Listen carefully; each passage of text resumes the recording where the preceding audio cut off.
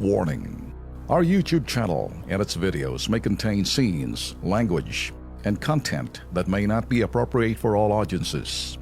These videos include surveillance footage, undercover pursuit of suspects, actual police and rescue operations, and fearless confrontations. If you do not approve of the content, please do not watch our videos. If you wish to continue, we strongly advise that you proceed with caution. Viewers' discretion is advised. Alam mo, Lex, marami ho kayo mga posible ho carnapping, kaya lang ho, eto ay medyo nag-evolve na ho sila.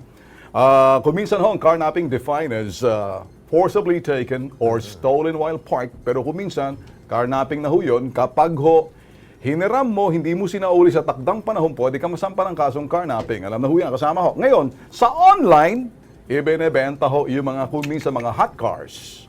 At makalakas na ho loob ng mga dorobo dahil siguro akala ho nila sa mga iba yung mga online na yan. At mga kilalang online sila ho yung parang bentahan, exchange, sila hong ginagamit na palaruan ho. Ito na videohan ng biktima. Yung dorobo ho kasi, panoorin nyo na lang para hindi ho kayo malokot, mahuli ho sa ganitong klaseng kalokohan. Panoorin.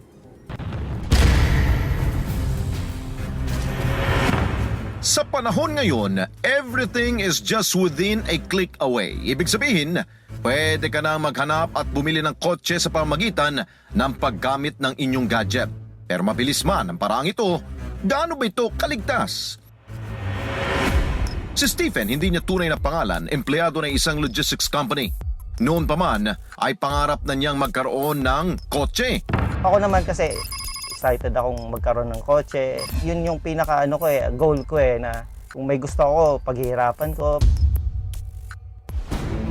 Pero dahil hindi sapat ang kanyang perang naipon, sa isang online site siya naghanap ng segunda manong sasakyan. Ang afford ko lang kasi yung pera ko naipon ko from my work is hindi pang brand new, pang second hand lang. So naghanap ako ng mura na medyo kalidad. Swerteng may natipuhang sasakyan si Stephen. 15 ng Mayo taong 2016, nakipag-usap siya sa nagbebenta, nakipagtawaran, nagkasundo, deal! Nakakita po ako ng kotse na mura sa OLX. Kinontak ko ngayon yung tao. First price niya is 500. Tapos nag-usap kami, naging 480. Nag-usap ulit kami hanggang ma-mark down yung price, naging 420.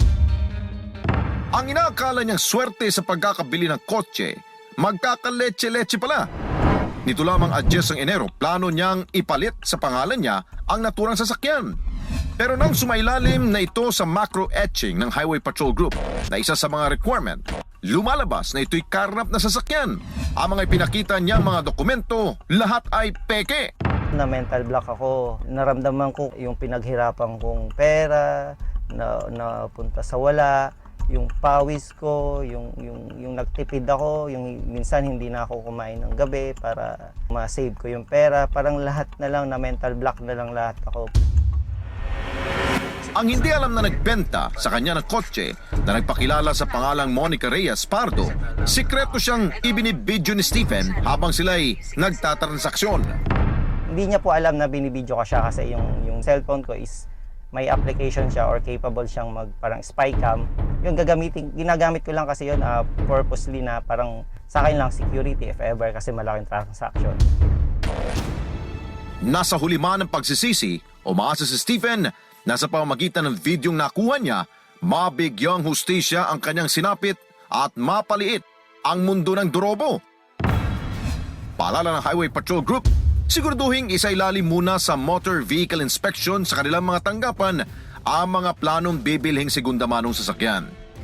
Dito makikilatis kung pinalsipika ang motor number, body number at chassis number nito. Makikita rin dito kung may alarm ang isa sasakyan o karnap ito. Kilatising mabuti ang higwas ng pagmumukha ng kawatang ito. Mag-ingat sa matatamis niyang salita. Sakaling kilala nyo o maispatan ang talpulanong ito, ipagbigay alam sa Kilos Pronto para agarang maputol ang kanyang panloloko. Okay, mga boss, kami ho, diretso magsalita rito. Wala akong may sinasanto kahit sino. Pag ang negosyo ninyo ay nasangkot ho sa sinasabing ito'y kalokohan, panloloko, patay kayo sa amin. OLX, makinig kayo. OLX, listen carefully, listen good. Ginagamit kayong palaruan itong mga putok sa buhong pendeho, mga manggagancho, dahil siguro eng kayo eh. Yun. Next time, maging matalino na kayo, OLX ha. Kaya paborito kayong niloloko kayo, gina-GAGO kayo, ine-eng kayo nitong mga carnapper or di kayo mga hot cars kasi ala kayong pakialam. Gusto niyo playing safe na lahat na nakapost dito, posibleng ganun. Alam niyo ba pala, kung di pa yung mga eng kayo, OLX, are you listening? Listen carefully, listen good. Palaruan kayo ng mga hot cars o di kayo mga carnap vehicles and you know that, you better tell that dun. Diretsuhin nyo na sa inyong site na posible dito naglalaman ng mga carnap at yung mga sasakyan na kuminsan hindi ka makakasiguro kung ito'y mga hot cars. Kaya nangyayari, Ben, kasiraan ito ng OLX. Kung hindi kayo kumilatis mabuti sa mga pinuposto ninyo dyan, ang gusto lang kasi ninyo, kumita kayo eh. Dapat to, medyo maingat to tayo dahil marami hong tumatangkilik na sa inyo pong online site na yan. So dapat, kayo rin, dapat i-check nyo rin po sino nagpo-post sa inyo. Okay. O kayo Yan. inyo pong negosyo, pero careful kayo dyan. Ganito na lang ang sasabihin ko sa inyo, OLX.